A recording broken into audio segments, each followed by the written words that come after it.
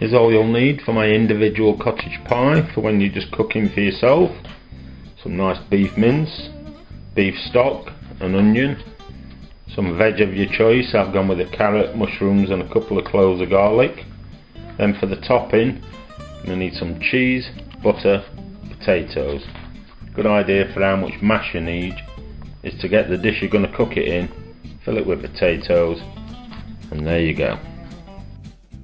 First thing we're going to do, put a drop of oil into your pan, get that heated up, and it's in with your mince.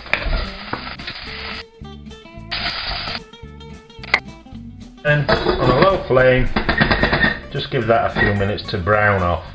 Keep giving it a stir with your spoon. When you brown your mince off, time to go in with your chopped onion.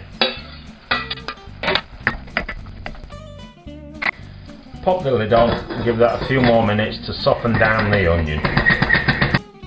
Your onions have softened down, time to go in with some seasoning. A bit of salt and some freshly cracked black pepper. Then it's in with your mushrooms, carrot and garlic. If you're not a fan of garlic, just leave it out.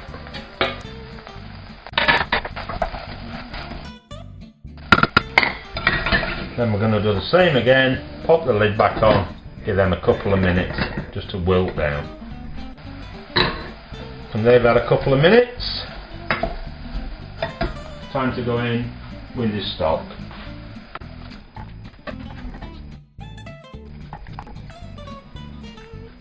Then you're going to let that gently simmer away on a low flame with your filling simmering away. Time to get your spuds peeled and put them in some boiling water for around 20 minutes. When the filling's finished bubbling away, I like to just put it in a sieve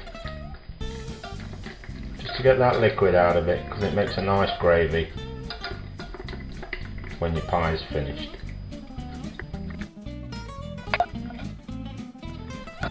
Give it a bit of liquid, save for your gravy. Time to put your minced concoction into your bowl and get your potatoes. With your potatoes drained, time put a nice good knob of butter in there and then get mashing. Mash done, it's time to plonk it on top of your mince.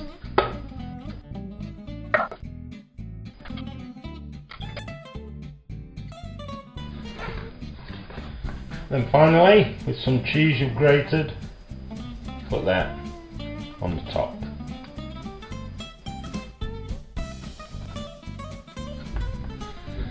That is then ready to go in the oven at about 180 for about 20 or 30 minutes till you've got some nice golden colour on the top of it.